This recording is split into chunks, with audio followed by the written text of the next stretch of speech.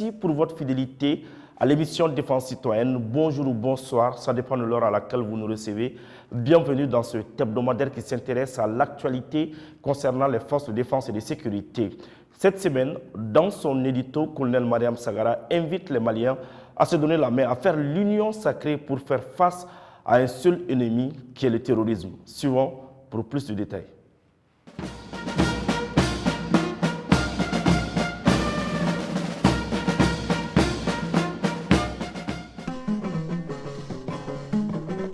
Donongora kafira sanga bonana ulu bisame ningara jayo dolinye ha chefali ibora ila mama brazula jadindo maja nyamina araba kale odo maja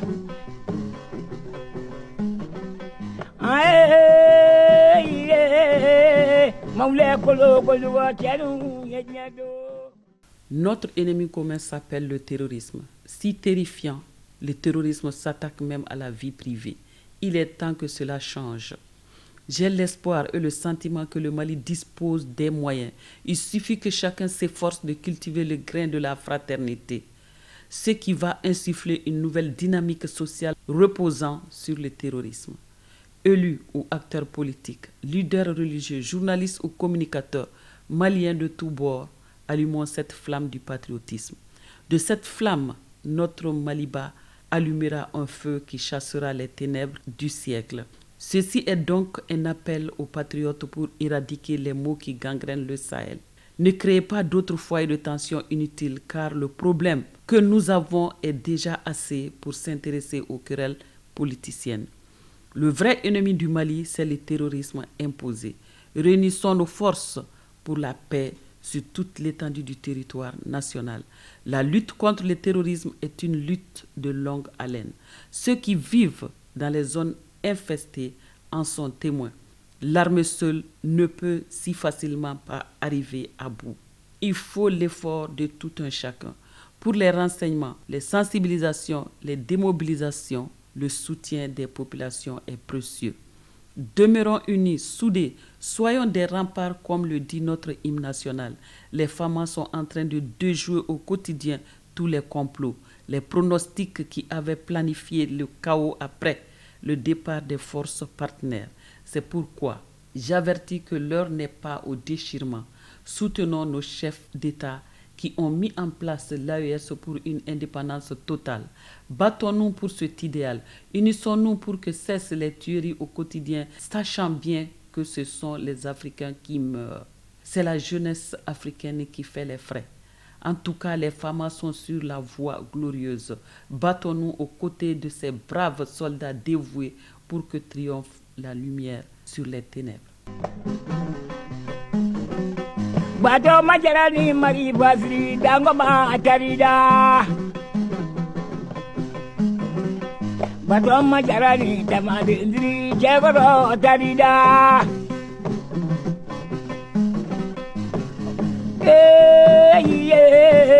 Maule kolo koluga chalu menyoanye sajara sabahu la yamae. Pour la première fois de l'histoire, les chefs d'état-major généraux des États de l'AIS se sont retrouvés à Niamey pour mettre en place les mécanismes de lutte contre le terrorisme. Suivons pour plus de détails.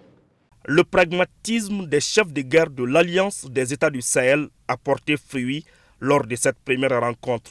Pas le temps pour des réunions interminables. Il faut vite passer à l'action. La situation urge dans le Sahel. Une architecture de défense collective et d'assistance mutuelle des États de l'AIS se concrétise dans la capitale nigérienne.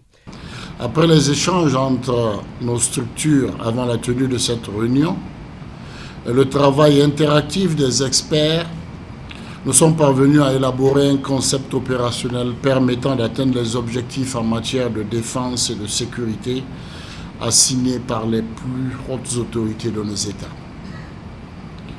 Je me réjouis du fait qu'après les échanges riches et fructueux, les différents points inscrits à l'ordre du jour aient été discutés. Les délibérations de haute facture traduisent la qualité des échanges et surtout l'intérêt que nous portons tous aux questions de défense et de sécurité sur toute l'étendue du territoire de l'AES. Au cours de cette première rencontre, les chefs d'état-major généraux du Niger, du Burkina Faso et du Mali sont allés loin pour mieux protéger les populations. En outre, nous avons saisi cette opportunité pour faire un point sur la situation sécuritaire prévalente dans l'AES que nous savons tous dégradée, mais qui est en phase maîtrisée avec le nouveau dynamisme observé dans la conduite des opérations au niveau des 3 pays de l'Alliance. Nous sommes convaincus qu'avec les efforts conjugués de nos 3 pays, nous parviendrons à créer les conditions d'une sécurité partagée. Un objectif au centre des préoccupations de nos États et de nos vaillantes populations, en quête de paix et de stabilité. Ainsi, nous sommes arrivés à concevoir une force conjointe des pays de l'AES qui sera opérationnelle dans les plus brefs délais pour prendre en compte les défis sécuritaires dans notre espace. Je voudrais, au terme de ces travaux, renouveler mes sincères remerciements aux experts pour leurs engagements et leur disponibilité et aux chefs d'état-major pour leur plein investissement dans ce projet de création d'une force conjointe de l'Alliance des États du Sahel. C'est aussi le lieu de féliciter les participants pour les riches échanges et le bon esprit qui a prévalu lors de ces travaux. Le rendez-vous est pris pour une autre rencontre dans un autre État de l'AES. C'est là dans le but de poser d'autres actions permettant d'assurer la sécurité des personnes et de leurs biens de nos 3 États.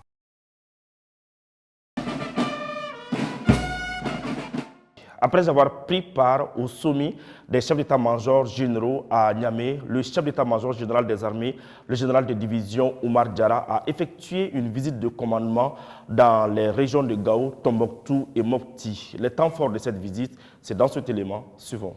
Je répète que tout le monde se mette en tête, la menace à laquelle on fait face aujourd'hui, elle n'est pas au-dessus de notre capacité. Elle n'est pas au-dessus de notre capacité. On a eu à faire des succès militaires remarquables. On a éliminé, on a fait des opérations de portée, on a détruit beaucoup de bases. Ce message, les hommes engagés sur le théâtre des opérations ont besoin de l'entendre régulièrement. Il a une valeur ajoutée, surtout quand ça vient d'un chef de guerre, le général de division Oumar Diarra. Dans la cité des Askia, celle des 333 saints et la Venise malienne, le chef d'état-major général des armées a eu un échange direct et franc avec les hommes qui sont debout sur les remparts pour assurer la sécurité des personnes et de leurs biens. L'un des sujets qui était aussi au cœur des échanges est l'initiative des États de l'AES à mutualiser leurs efforts pour lutter efficacement contre le terrorisme. Il s'agit de mettre en œuvre la cohérence, comme j'ai l'habitude de dire, entre le niveau stratégique, les niveaux opératifs et les niveaux tactiques. Visite de commandement qui nous permet vraiment de passer des messages de commandement. Il s'agit premièrement des messages que j'ai passés. Il s'agit premièrement d'adresser les félicitations et les encouragements des plus hautes autorités, des salutations du président de la transition, du ministre de la Défense, du ministre de la Sécurité et de la Protection civile et de toute la hiérarchie militaire. Les encourager pour tous les efforts qui ont été fournis ici depuis longtemps et dont le couronnement a été le 14 novembre passé. Le retour des forces armées maliennes dans la localité de Kidal et s'en est suivi le redéploiement de nos forces dans d'autres localités. Donc c'est pour les féliciter par rapport à ça. Et puis deuxièmement, partager des informations relatives à l'actualité. L'actualité aujourd'hui, nous venons d'une réunion des chefs d'état-major des pays de l'AES, le Burkina, le Mali et le Niger, partager certaines informations avec eux. Des informations d'intérêt national et puis d'intérêt sous-régional et puis internationaux, pour que ces intérêts soient bien compris et vraiment pour que tout le monde soit au même niveau d'information. La discipline et la force des armées rappellent le général Diarra. Il a aussi invité les militaires à la vigilance et à la rigueur, surtout quand il s'agit de l'utilisation des réseaux sociaux. Troisième point, c'est de prodiguer des conseils pour la suite de la mission, les perspectives, et parler un peu de tout ce qui est attendu d'eux. Rappeler les missions qui sont les miennes, les missions régaliennes, de défense du territoire national, la protection des personnes et de leurs biens, prodiguer aussi des conseils par rapport aux questions de discipline, voilà, aux questions de discipline dont chacun doit s'approprier. Il s'agit même de l'image des forces armées maliennes. Nous sommes en train de prôner le professionnalisme et à chaque fois peut-être des insuffisances qu'il faut relever et qu'il faut porter à la connaissance de tout le monde. Partout où il est passé, le chef d'état-major général des armées, avant de rencontrer les différentes autorités, a rendu hommage aux victimes tombées sur le champ d'honneur. Connaissez-vous le service social des armées? Sinon, alors installez-vous confortablement. Nous sommes allés à la rencontre de quelques responsables de ce service qui œuvrent pour le bien-être des militaires et de leurs familles. Le directeur colonel-major Brahima Samake nous donne un peu d'explications sur le fonctionnement de ce service. Suivant. Depuis le 20 janvier 1961, l'armée malienne a été créée et les premiers militaires faisaient le social. Mais le social était au niveau des agents de compagnie, des commandants d'unité, des commandants de régiments, jusqu'aux états-majors. Donc il n'y avait pas un service social digne de ce nom. C'est en 2000 que le service social des armées a été créé. Avec la création du service social, que le domaine militaire aussi a été pris en compte. Le service social était directement lié au ministère de la Défense des anciens combattants. Et c'est en 2006 que le service social a été directement lié au chef d'état-major général des armées. Le service social joue l'interface entre le domaine militaire et le domaine civil. D'abord, au niveau militaire, tout ce qui est social est de la responsabilité régalienne du service social des armées. Cette année, nous avons donné 7620 kits alimentaires aux familles des militaires endeuillés. Et nous faisons aussi des donations de kits scolaires à la rentrée de chaque année. Donc cette année aussi, nous avons donné 3387 kits aux élèves. Et en termes de formation ou appui pour les formations de courte durée, tels que par exemple carrelage, électricité, bâtiment et photovoltaïque, coiffure, couture et la menuiserie métallique et autres.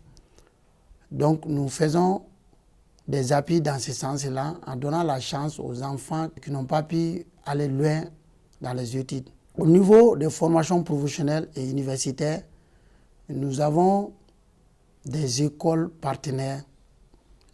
Donc dans ces écoles partenaires, nous intervenons pour inscrire les enfants des militaires, même les veuves qui peuvent aller à l'école, donc en fonction de leur niveau. Pour l'année 2023, nous avons 363 enfants des militaires qui ont bénéficié de la formation en informatique et en robotique, 884 épouses, veuves, enfants et orphelins des militaires qui ont bénéficié des formations professionnels dans les activités génératives des revenus.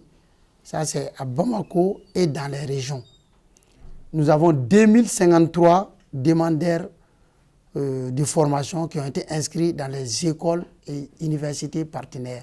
Le social fait partie de notre culture.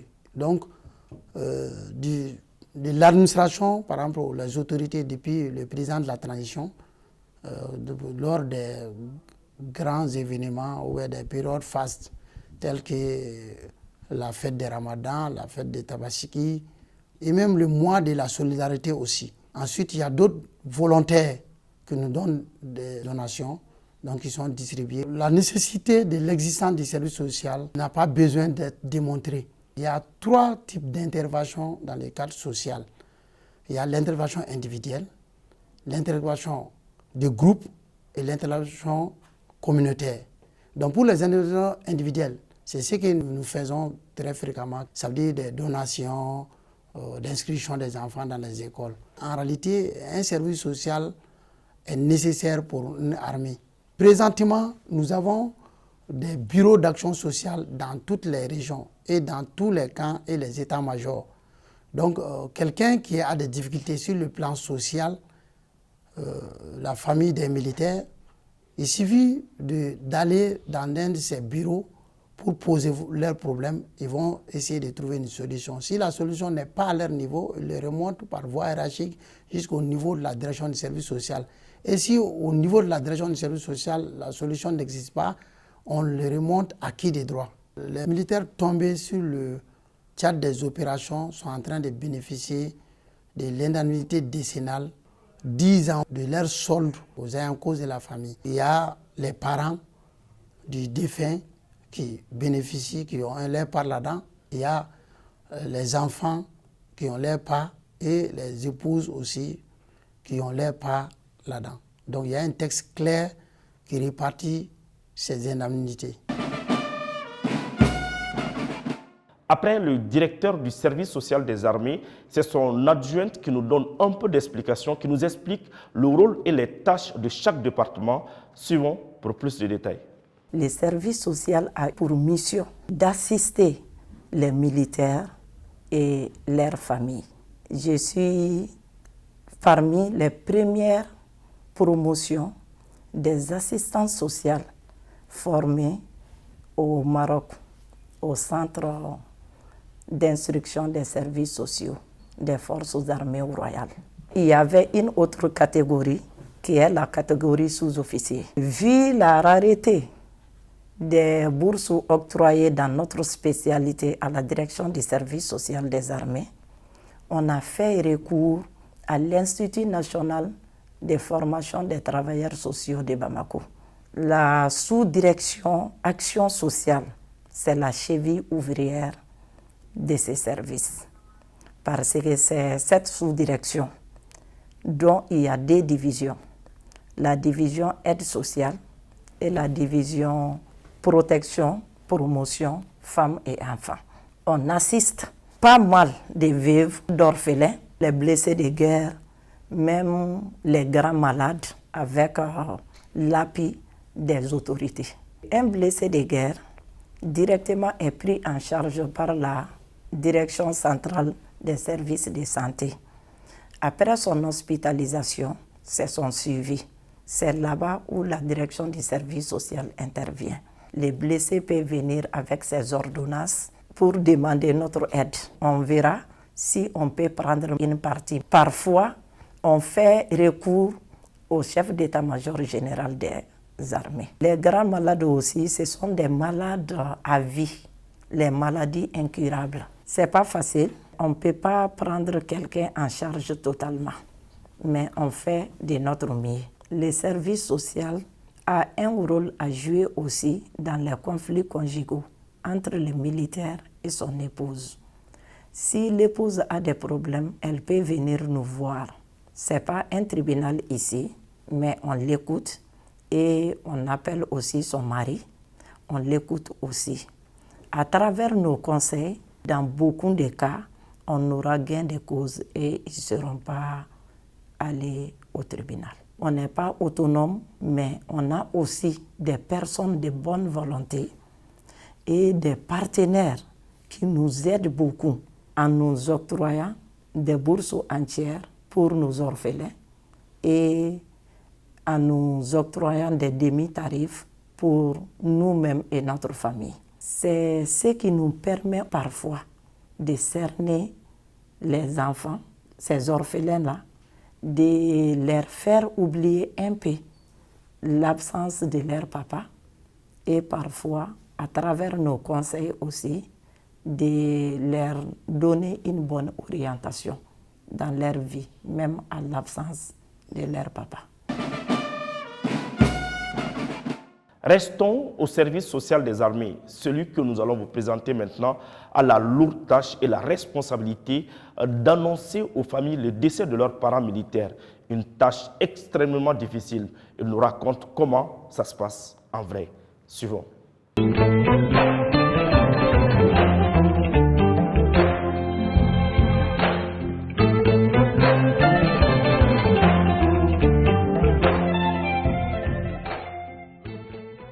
Saya yɛrɛ ye ko gɛlɛn ye mais saya mana gɛlɛya cogo cogo ka taa saya fɔ o de danganen don parce que saya fɔbaliya ni o mɛnna ni banbagatɔw ma u denw ou bien u cɛ ka saya mɛn o fana degun ka jugu ni saya degun ye.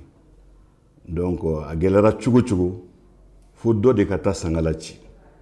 Donc ne bɛ barika da Ala ye, Ala min ye jamana ɲɛmɔgɔw ni armée ɲɛmɔgɔw da ne la ka ne bila o baara la. Baara gɛlɛn don mais f'a ka kɛ.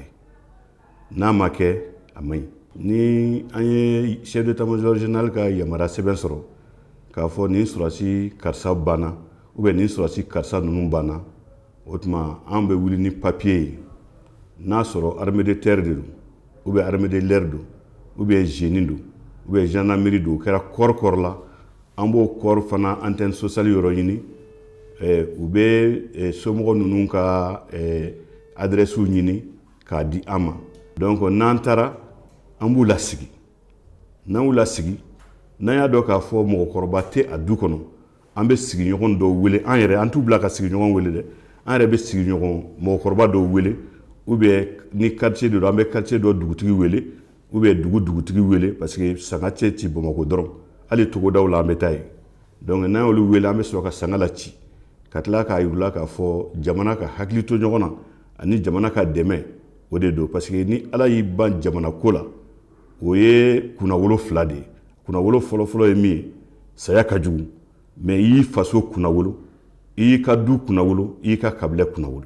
Ka tila k'a yir'u la u kan'u jigilatigɛ den bɛ se ka fɛn fɛn k'u ye. Parce que i bɛ taa sanga dɔw la ci, u b'a fɔ ah nin de tun bɛ anw balo, o taara ka anw to, an b'a kɛ cogo di? Jamana ka dɛmɛ ani jamana ɲɛmɔgɔw ka dɛmɛ, o bɛ a nɔ la. An bɛ somɔgɔw hakili sigi n'o ye, parce que o baara in anw yɛrɛ de b'o kɛ. Ni Ala y'i ka baara bɛ sangala ci ma, depuis ne bɛ papier sɔrɔ, ne bɛ kasi daminɛ n ka bureau kɔnɔ, n ka équipe b'a kalama. Ni n bɛna don mɔgɔw ka du kɔnɔ, n bɛ n concentré k'a to u kana dɔn n bɛ kasi. Donc degun mun fana bɛ n sɔrɔ, i bɛ taa sɔrɔ dɔ denni kelen de don.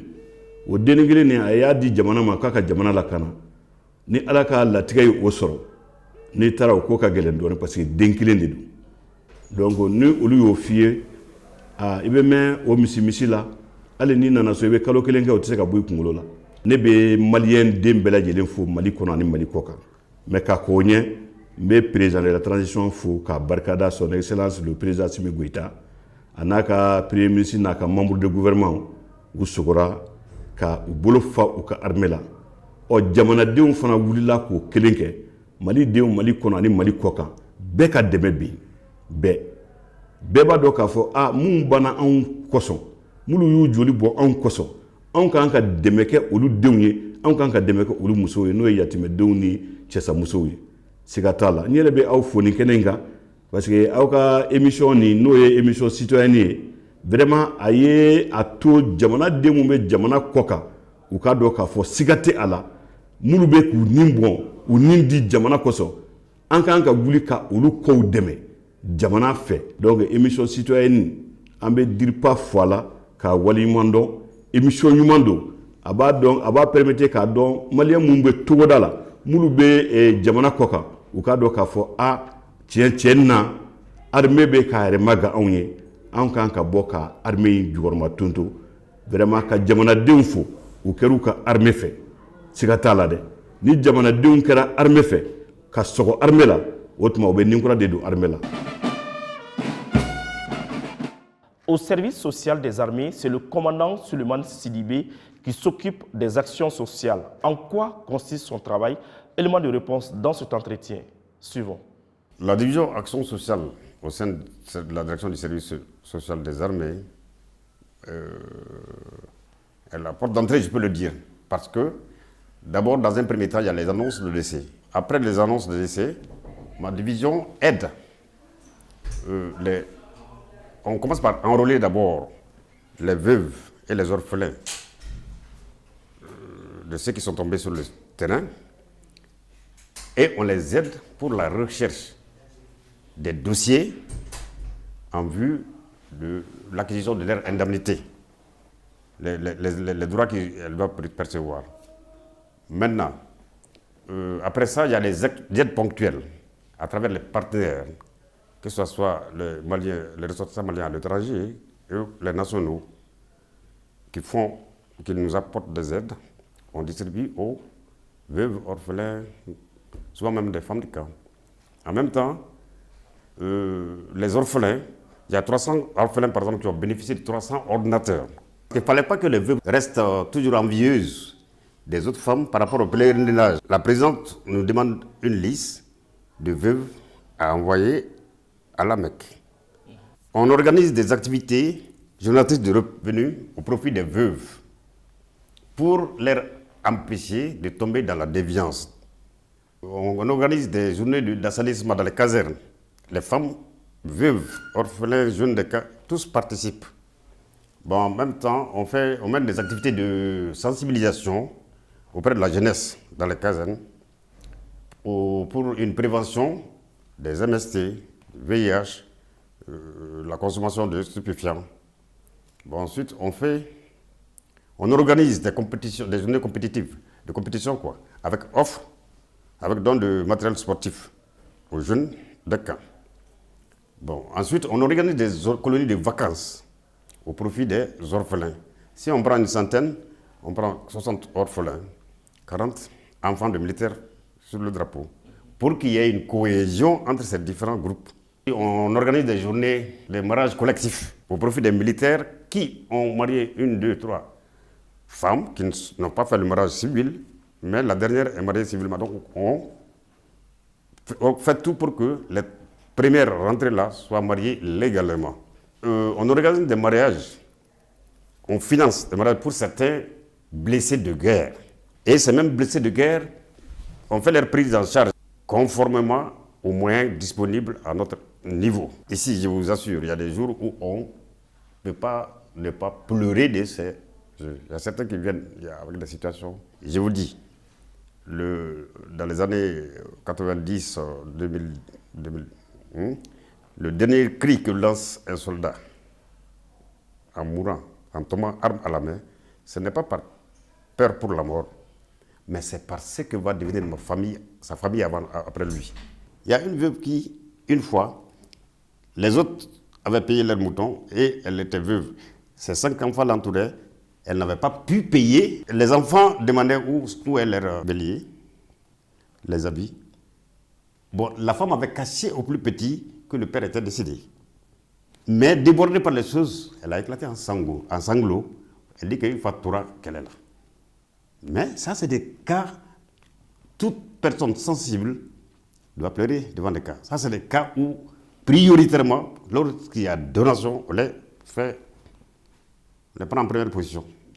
Bon, si avec l'initiative du président de la République, on arrive à faire face à des trucs comme ça, pas à Bamako ici seulement, je dis, dans toutes les régions militaires, notre devise c'est quoi? Quelqu'un qui a besoin d'aide doit rentrer ici. Peut-être s'il rentre en pleurant, il doit ressortir en riant. Je vous assure, il y a des jours où on pleure avec ceux qui sont venus exposer leurs problèmes. Dans le cadre de la célébration du 8 mars, la Journée internationale des droits des femmes, c'est le personnel féminin qui a assuré la sécurité de la cité administrative durant toute une matinée. Suivons comment elles ont fait. Présentez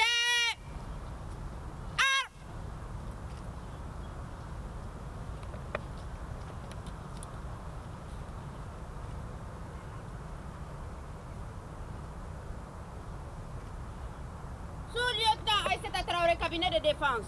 Monsieur le Premier ministre, avec votre autorisation, nous souhaiterions procéder à la cérémonie aux couleurs.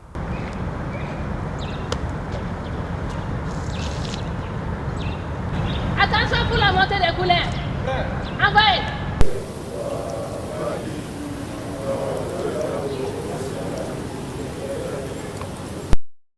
Le personnel féminin au service du chef de cabinet de défense, le colonel Mohamed Samaké, a totalement assuré les missions sécuritaires de la cité et procédé à la montée des couleurs en début de semaine. Une initiative du colonel Samaké pour mesurer l'engagement du personnel féminin dans le cadre de la défense et de la sécurité sur le terrain. Les officiers et sous-officiers féminins ont procédé à la montée des couleurs dans la cité administrative sous le commandement des femmes ministres. La journée du 8 mars oblige. Les femmes ont pris leurs responsabilités entières sous les regards de leurs collègues ministres sous l'égide du colonel Samaké. Sauf la primature qui a été présidée par le Premier ministre, Dr Shogel Kokala Maïga. Nous sommes là dans le cadre du 8 mars, initié par le colonel Samaké, chef du cabinet de défense. Aujourd'hui, c'est le travail fait d'habitude par les hommes. Exceptionnellement, aujourd'hui, c'est le personnel féminin qui assure le service du fouille des véhicules. Mon rôle, c'est de faire la coordination, de faire en sorte qu'il n'y ait pas d'embouteillage, de faire la fluidité des véhicules et d'assurer la sécurité de mes éléments. Donc nous sommes aptes à assumer tout ce qui se passera aujourd'hui. Il n'y a eu aucun incident pour l'instant. En cette journée internationale des femmes, le cabinet de défense du Premier ministre a voulu honorer les femmes et les filles du Mali. C'est dans ce cadre que nous avons mis l'accent sur la cérémonie solennelle de montée des couleurs à l'intérieur de la cité administrative, où elles se sont brillamment et merveilleusement exprimées sur les 4 mâts des drapeaux. C'est dans ce même ordre d'idée que ces personnels féminins a assuré la sécurité et la fluidité au niveau des différentes portes d'accès de la cité administrative. C'est une première et nous comptons la pérenniser car cette initiative a été appréciée et saluée par les plus hautes autorités de ce pays. Nous saluons tous les résultats qu'elles ont obtenus dans la lutte. À l'entrée de la cité le 7 mars, tous les véhicules et engins à 2 roues ont été minutieusement fouillés en tenant compte de l'identité des occupants et les motifs de leur visite aux différents blocs. Ces femmes militaires très dynamiques ont de façon enthousiaste donné satisfaction à leur chef, le colonel Mohamed Samaké, qui a pris de l'assurance en ce qui concerne les services du personnel féminin mis à sa disposition.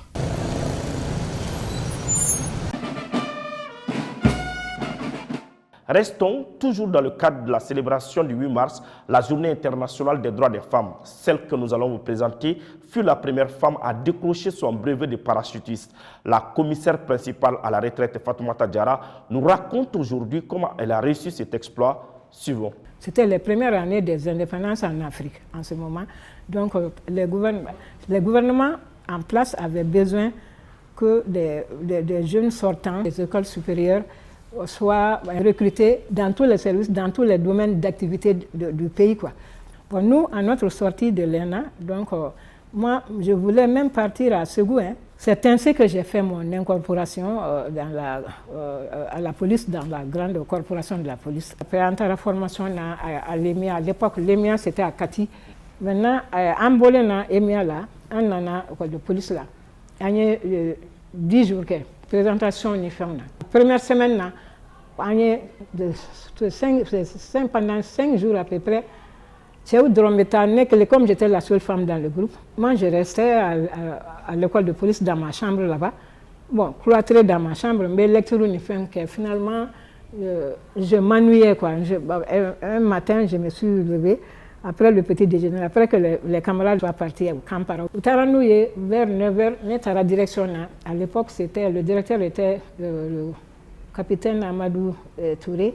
Son adjoint, c'était le lieutenant Baboui. Après, ils sont devenus des colonels après, quoi. Mais Olu Netara Kata Souma a expliqué cette formation qu'on appelle formation militaire au Kampara. L'autre partie de la formation militaire, la première phase d'abord, à Kati, à l'EMIA avec mes camarades. Mais une fois venu ici, depuis 10 jours, je vois que, à Benika 10 jours, bon, moi je reste cloîtré dans ma chambre. Bon, donc ça c'est quelle sorte de ségrégation. Bon, nous, au moment du recrutement, on ne nous a pas éclairci tous ces aspects-là, ni à l'ENA, ni à la première rencontre qu'on a eue avec le directeur adjoint de la sûreté à Bamako, quoi. Bon, moi j'ai dit que je suis surprise, quoi. Je ne comprends pas, j'ai besoin d'éclaircissement, quoi, d'un peu d'explication. Bon, il y a le lendemain, quoi. Coco, c'est vrai, Fatoumata, tu as raison. On a expliqué. Mais ils ont dit que cette discipline est dévolue seulement aux hommes. Il y avait une ségrégation en réalité. Les femmes étaient exclues. Les femmes, on ne pouvait pas imaginer. C'est la vérité même. Dans l'entendement du commandant du Kampara, du commandant des parachutistes, Amadou a accepté Moussokake. Kodéake, Ouma, Finfoné.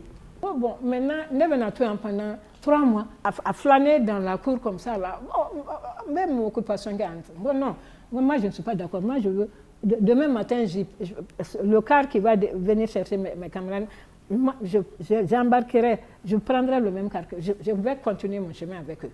Non, il ne faut pas prendre cette affaire-là de cette manière. D'accord, quand tu veux participer, tu veux faire ce parachutisme-là, d'accord. Quand on a compris, quand demain on ira voir le directeur, en ce moment il était commandant, quand on ira voir le commandant, bon, il y a que le lendemain au matin, il y a 72 heures que vous êtes bon, deuxième semaine, bon, je vais prendre le taxi, je sais qu'à bord, vous êtes mes responsables, non, il faut bien que le taxi dans la direction, j'irai voir le directeur. Ils ont vu que j'étais décidée, j'étais déterminée. Donc maintenant, vu ma détermination, on est apaisé, on est tranquillisé, ce matin vers 10h, on fait expliquer, la situation expliquée. Je était content. Bon, d'accord, c'est grâce à il lui a intimé l'ordre de m'accepter. C'est compliqué, c'est un domaine très compliqué. La formation militaire d'abord, grosso modo, c'est pas une petite affaire, c'est pas fait pour nous les femmes. Mais nous souffrons. Hein. La condition physique, c'est ce que Sungalo savait. Hein. Moi, je lui donnais raison.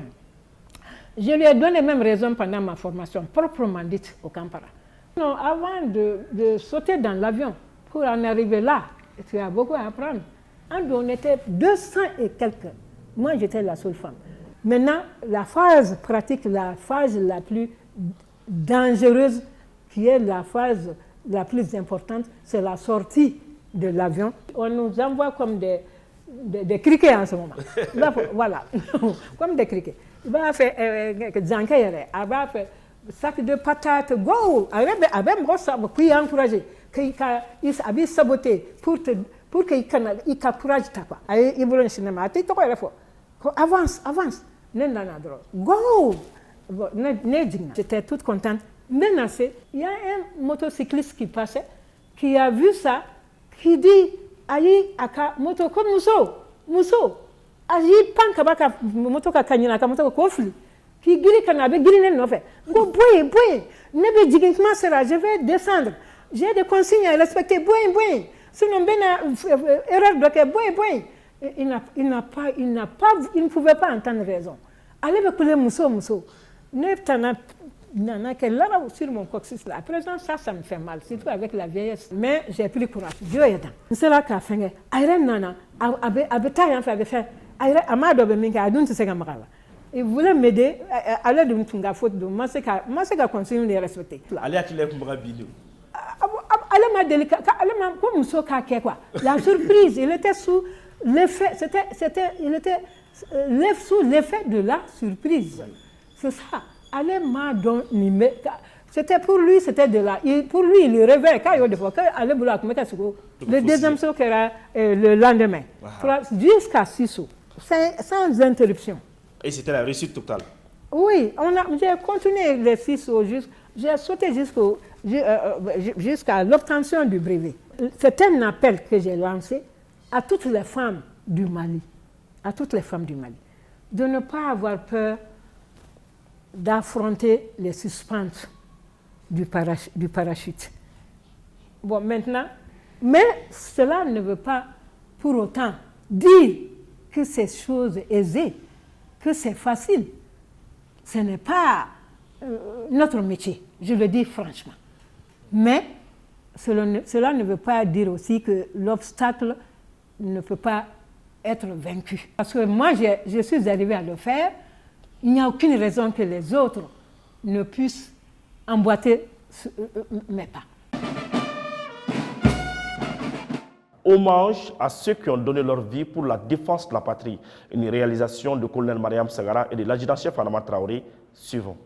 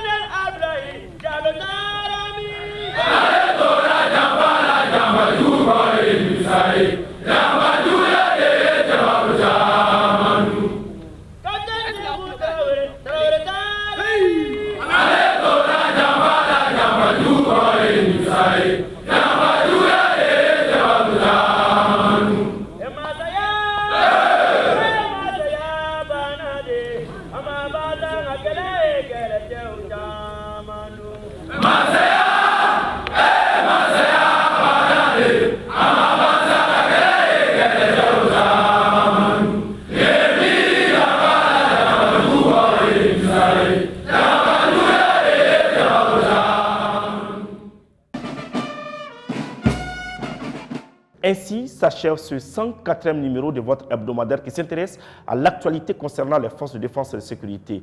Un grand merci à toute l'équipe de production. Nous vous donnons rendez-vous la semaine prochaine pour un autre numéro, Inch'Allah.